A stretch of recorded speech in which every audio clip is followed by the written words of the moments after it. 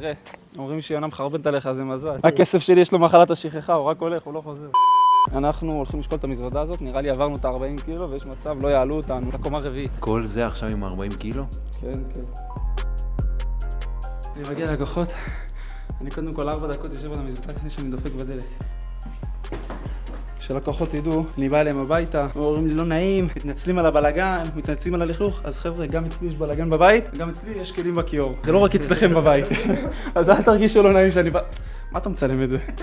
תבין, הראיתי את המזוודה, בסוף אין לי משקל בבית. רשמתי בקבוצה של הבניין, בוא נראה אם למישהו יש משקל. יש לנו משקל? יש.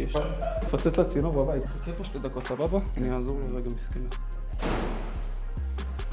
אחי, רצתי את 4 קומות האלה פעמיים. רצינו תוכן לטיקטוק, תוכן משקפיים, הגענו לשכנים לקחת משקל, פוצצנו להם את הצינור של המים. בענייננו באנו לבדוק את זה. אם זה עובר את ה-40 צריך להביא עובד לעסק.